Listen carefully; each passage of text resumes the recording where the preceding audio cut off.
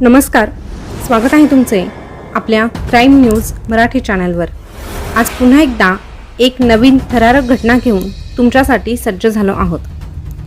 आजच्या ह्या कलियुगामध्ये समाजातील लोक मुखवटे लावून फिरतात हे तुम्ही ऐकलंच असेल, पण तुम्हाला त्याचा प्रत्यक्ष अनुभव मात्र काही आला नसेल। असली चेहरा लपवून नकली चेहरा लावून अशीच एक मुलगी या समाजामध्ये वावरत होती, जिचा खरा चेहरा समोर आल्याने सगळ्यांच्याच पायाखालची जमीन सरकली। पण नेमकं असं काय घडलं होतं हा प्रश्न अजूनही तसाच आहे। त्याचं उत्तर काय असेल हे जाणून घ्यायचंच आहे, पण त्यासाठी हा व्हिडिओ शेवटपर्यंत पाहत राहा। त्यासोबतच तुम्ही आपल्या क्राईम न्यूज मराठी चॅनलवर पहिल्यांदा आले असाल तर चॅनलला सबस्क्राईब देखील आवर्जून करा। शेजारचं बेल बटन देखील प्रेस करून ठेवा, जेणेकरून नवीन आलेली जी काही अपडेट असणार आहे ती सगळ्यात अगोदर तुमच्यापर्यंत पोहोचेल। तर चला जाणून घेऊया नेमकं घडलं काय आहे ते। त्या दोघांचं लग्न जुळलं होतं। दोघांच्या मनपसंतीने सगळं काही चाललं होतं। लग्नाची तारीखही ठरली होती।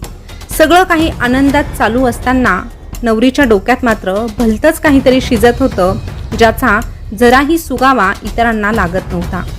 तिच्या डोक्यात वेगळंच कटकारस्थान चालू होतं आणि जेव्हा तिच्या डोक्यातलं कटकारस्थान सत्यात उतरलं आणि सगळ्यांसमोर आलं, तेव्हा मात्र सगळ्यांनाच धक्का बसला। तर ही कहाणी आहे सागर कदम आणि मयुरी दांडगे यांची। सागर आणि मयुरी दोघेही उच्च शिक्षित, दिसायलाही देखणे। दोघांचंही शिक्षण पूर्ण झालं होतं। आता शिक्षण पूर्ण झालं म्हटल्यावर लग्नाचं वय झाल्यानंतर आई वडील स्थळं पाहायला सुरू करतात। तसंच काही यांच्याही बाबतीत घडलं होतं। मुलाकडचे आणि मुलीकडचे दोघंही स्थळाच्या शोधात होते आणि एक दिवस दोघं कुटुंबियांची भेट झाली आणि त्यानंतर मुलगी दाखवण्याचा कार्यक्रम पार पडला। सागरला मयुरी ही पहिल्याच भेटीत पसंत होती। तिच्या कुटुंबियांनी देखील मयुरीला पसंत केले होते आणि मयुरीच्या आईवडिलांनी देखील सागरचं कुटुंब पारखून घेतलं आहे आणि म्हणूनच मयुरीला हे स्थळ मान्य आहे का असंही विचारलं होतं। त्यावर मयुरीने आपली पसंती सांगितली होती। त्यानंतर दोघांची सुपारी फुटली आणि लग्नाची तारीखही निश्चित झाली। दोघंही घरांमध्ये लग्नाची धावपळ सुरू झाली। अलीकडच्या काळामध्ये प्री वेडिंग मोठ्या प्रमाणात केलं जात आहे। तसंच प्री वेडिंग ह्या दोघांनीही केलं। अतिशय आनंदात हे दोघंही जण प्री वेडिंगच्या फोटोशूट मध्ये दिसत होते। जणू काही देवानेच यांची गाठ एकमेकांशी बांधली आहे असं प्रत्येकाला वाटत होतं। हळूहळू लग्नाची तारीख जवळ येऊ लागली आणि सागरला लग्नाची तारीख कधी एकदाची येते असं वाटू लागलं। पण याच ठिकाणी मयुरी दांडगे म्हणजेच ती नवरी, तिच्या डोक्यामध्ये भलतंच काहीतरी चालू होतं। तिच्या डोक्यामध्ये भलते सलते विचार येत होते आणि याची साधी खबरही तिच्या आई वडिलांना नव्हती। मुळात तिला सागर हा नवरा म्हणून पसंत पडलेलाच नव्हता, पण तरीही तिने ह्या लग्नाला होकार कळवला होता।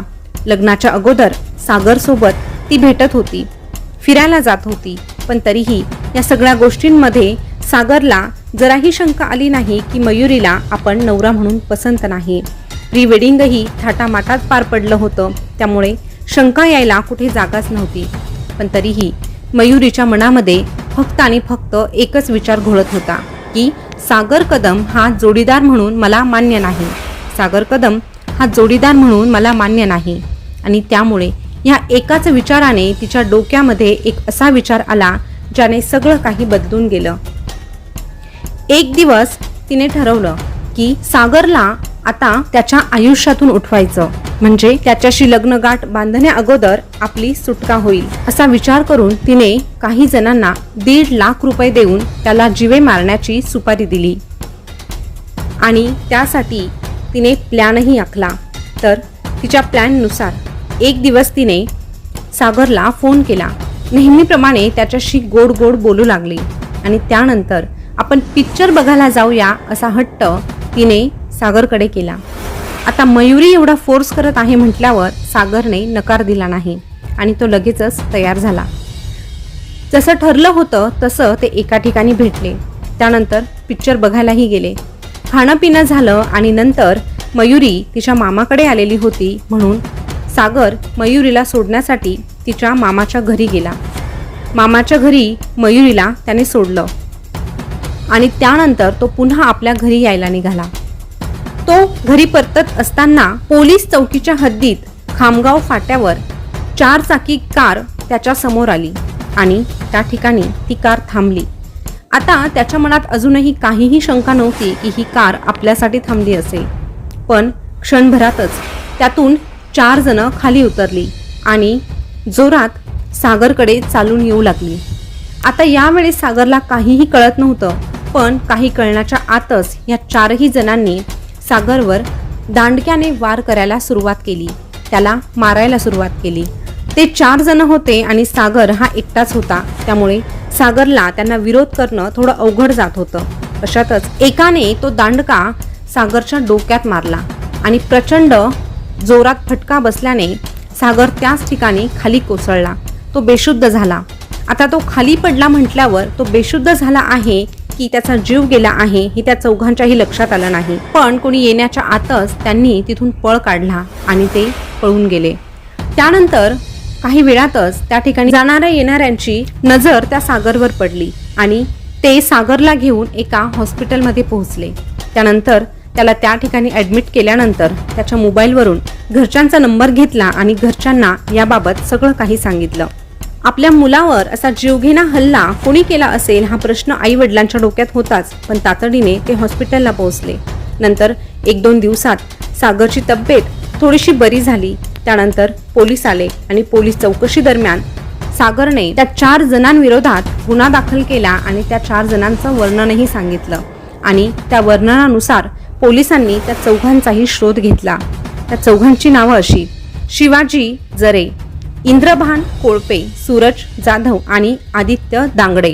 अशा पद्धतीने हे 4ही आरोपी पोलिसांनी ताब्यात घेतले. त्यानंतर त्यांची कसून चौकशी केल्यानंतर जे काही सत्य समोर आलं त्याने मात्र सागरच्या पायाखालची जमीन सरकली. कारण त्या चौघांनीही असं सांगितलं होतं की सागर कदम याला मारण्यासाठी आम्हाला मयुरी दांडगे हिने सुपारी दिली होती, कारण तिला हा मुलगा नवरा म्हणून पसंत नव्हता आणि म्हणूनच आम्ही त्याला मारण्यासाठी गेलो होतो आणि ही जी सुपारी दिली होती ती मयुरी दांडगे हिनेच दिली होती. त्यानंतर मयुरी दांडगे हिला देखील चौकशीसाठी बोलवण्यात आले. तिलाही काही प्रश्न विचारण्यात आले आणि तिने देखील एकच कारण सांगितलं की सागर कदम मला पसंत नव्हता आणि म्हणूनच मला त्याच्यासोबत आयुष्य घालवायचं नव्हतं आणि म्हणून मी अशा प्रकारे 1.5 लाखाची सुपारी देऊन त्याला संपवण्याचा प्रयत्न केला. त्यानंतर पोलिसांनी 4ही आरोपींना आणि मयुरी दांडगे हिला देखील ताब्यात घेतले. झालेली मारहाण जितका त्रास सागरला देत नव्हती तितका त्रास ह्या मयुरीच्या खोटेपणामुळे त्या सागरला होत होता. तसंच मयुरीच्या आई वडिलांना आणि सागरच्या आई वडिलांना देखील खूप मोठा धक्का बसला होता. दैव बलवत्तर म्हणून आज सागरचे प्राण वाचले, पण काही कमी जास्त झालं असतं तर मग त्या आई वडिलांनी काय केलं असतं हा प्रश्न सगळ्यांनाच पडत आहे. तर अतिशय भयानक अशी ही घटना घडलेली आहे. असं कुणाच्याही आयुष्यात घडू नये. तर याबाबत तुम्हाला काय वाटतं हे कमेंटद्वारे नक्की कळवा. अशाच नवीन घडामोडी जाणून घेण्यासाठी आपल्या चॅनलला सबस्क्राईब करून बेल बटन प्रेस करून ठेवा. धन्यवाद.